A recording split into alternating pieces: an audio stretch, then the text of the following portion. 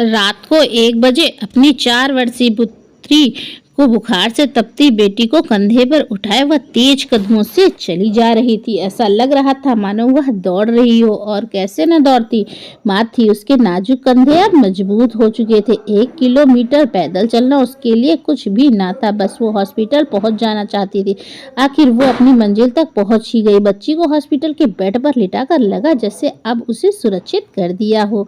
Doctor ने देखा और कहा, घबराने की कोई बात नहीं है, परहेज नहीं किया। डॉक्टर के पूछने पर उसने नजरें चुराते हुए कहा, डॉक्टर साहब सुबह ने छुप के आइसक्रीम खा लिया था इसने। डॉक्टर ने कहा, मैंने चेक कर लिया, आप सुबह तक इसे घर ले जा सकती हैं। डॉक्टर के जाते ही उसने दिशा को देखा, उसके माथे को सहलाने लगी और उसके टेडी जिसको वह बुखार में तपते हुए भी अपने हाथों में पकड़े यहाँ तक ले आई थी, उसे उठाकर उसके सीने पे रख दिया और खुद यादों के गलियारे में खो गई। उसकी शादी के 2 महीने ही गुजरे थे कि उसने खुशखबरी सुना दी थी। सबने हंसी की बड़ी जल्दीबाजी में पर, लेकिन वह पति पत्नी बहुत खुश थे। उसके देवर की शादी पहले ही हो चुकी थी और उनकी एक लड़की थी। सब कहते थे इस खानदान में लड़कियों की संख्या अधिक है।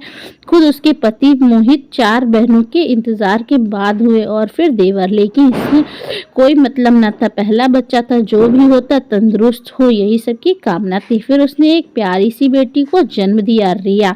बहुत खूबसूरत और मन मोह लेने वाली बच्ची। सब अच्छा था। इसी बीच देवर की दूसरी बेटी हुई। सास कहती, बेटियां लक्ष्मी होती हैं, लक्ष्मी बेटियों से घर गुलजार रहता है। उसे बहुत खुशी हुई कि उसके ससुराल वाले संकीर्ण मानसिकता के लोग नहीं है। रिया 5 साल की हो गई थी दूसरी बार फिर उसकी एक प्यारी सी बच्ची को जन्म दिया। साथ ही देवरानी की तीसरी बेटी हुई। दोनों बच्चियां कुछ ही दिनों के अंतराल पर हुई। घर में अब 5 लड़कियां हो चुकी थीं। घर वाले जानने वाले बच्चियों की पैदाइश पर बधाइयों से ज्यादा सांत्वना देते। बेटी होने का दुख नहीं था, लेकिन उन सांत्वनाओं को सुन उनकी आंखें भर आती थीं। तरह तरह की बातें सुनने को मिली। ससुर जी ने कहा, कोई बात नहीं, क्या हो गया, बेटियां हैं तो। खुद मेरी 4 बेटियां हैं। पहले कोई कहता, ओह खानदान में एक भी बेटा नहीं, लड़कियों की शादी में बड़ी परेशानी होगी, बिना भाइयों की बहनें। कोई कहता, अगली बार 19 से हो तो बताना। एक बाबा है मेरी नजर में, उसके आशीर्वाद से कितने बेटे हुए हैं।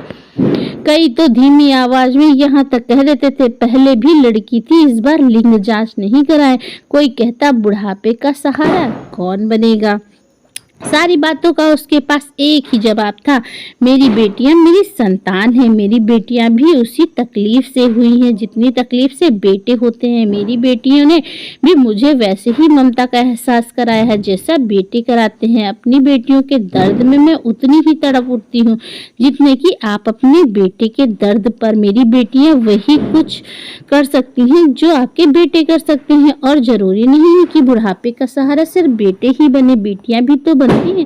जिनकी कोई औलादें नहीं होती, उनके बुढ़ापे का सहारा कौन बनता। और फिर बेटी के लेने पर वैसे ही धारा फूटती है माँ के सीने से जैसे बेटे के होने पर। जब कुदरत भेदभाव नहीं करता है तो फिर हम क्यों करते हैं। कहने वाले चुप हो जाते उसे एक बात समझ नहीं आती लोगों की। किसी को एक बेटा और एक बेटी हो जाए तो झट से राय देते, अब परिवार पूरा हो गया, अब रहने दो।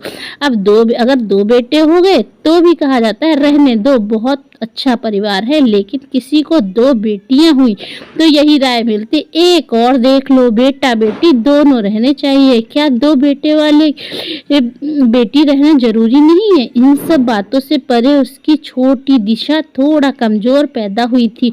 डॉक्टर ने कहा था उसका इम्यूनिटी सिस्टम थोड़ा कमजोर है, सामान्य बच्चों के मुकाबले ज्यादा देखभाल की जरूरत है। अब वह बच्ची में ही व्यस्त हो गई थी। थोड़ी भी लापरवाही से दिशा को तुरंत बुखार आ जाता था, उल्टियां करने लगती थी, इसीलिए वह अपना पूरा ध्यान बच्ची पे रखती थी। दिशा जब 2 साल की हुई थी तो सब कहने लगे थे एक और बच्चा करना चाहिए, एक तो खानदान में कोई बेटा नहीं और फिर इस बच्ची का क्या भरोसा। उसे बहुत दुख हुआ, लेकिन इसका भी जवाब उसके पास था। उसने कह दिया था मेरी बेटी रोगी नहीं है, सामान्य है। डॉक्टर ने कहा 7-8 सालों में इसकी ये समस्या भी दूर हो जाएगी, फिर इसे इतना परहेज भी नहीं करना पड़ेगा। मैं तीसरा बच्चा करके अपनी बच्ची के साथ अन्याय नहीं करूंगी, इसे अपना पूरा ध्यान दूंगी। उन्हीं दिनों सासू माँ ने भी कहा मेरी 4 बेटियों के बाद बेटा हुआ था, तुम्हारी चाची सास की भी 2 बेटियों के बाद बेटा हुआ था, इतना जल्दी हार नहीं मानते, बेटा होगा। सासू माँ की बातें सुनकर उसे सारी बात समझ आ गई। उसने कहा माँ जी, मैं ये भी जानती हूँ कि एक जीजी की 3 बेटियों के बाद बेटा हुआ है और दूसरी जीजी के 4 बेटियों पर एक बेटा हुआ है। उनकी आर्थिक स्थिति आप देख रही हैं ना, कितनी परेशानी होती है घर चलाने में। बाकी 2 जीजियों के पास, जिनके पास सिर्फ 2 बच्चे हैं, एक बेटी एक बेटा, वो कितने खुशहाल है।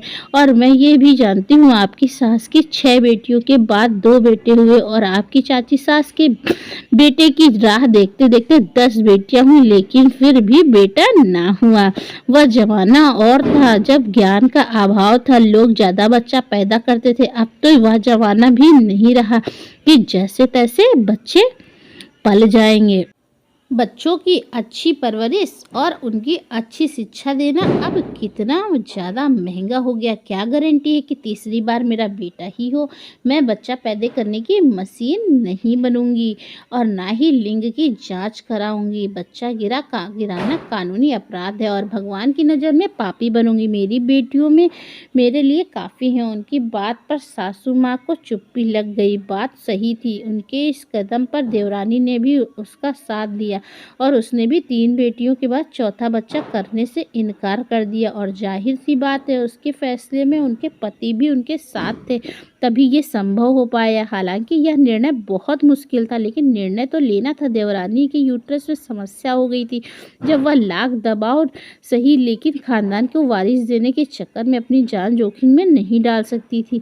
सबकी नजरें अब उसकी तरफ थी, लेकिन उसने कह दिया था कि मेरी बेटियां मेरी वारिश मोहित, और वह अपना निर्णय ले चुके थे। वह शिक्षित थे, जिम्मेदारियां, उनकी बच्ची का बीमार पड़ना, सबने उन्हें दृढ़ बना दिया था। और मोहित घर की आर्थिक स्थिति देखकर सालों के लिए विदेश जाने का सोच रहा था और वह अपने फैसले पर दृढ़ता से कायम थी। दिशा की आवाज़ पर वह यादों के गलियारे से निकल आई। सुबह वह दिशा को लेकर घर आ गई। उसकी देवरानी ने बड़े शहर पति के पास जाकर कपड़े का बिजनेस कर लिया था और वह रिया और दिशा में व्यस्त हो गई थी। साथ ही उसने लिखने का भी शौक था, तो सोशल मीडिया पर अपना ब्लॉग बना लिया था।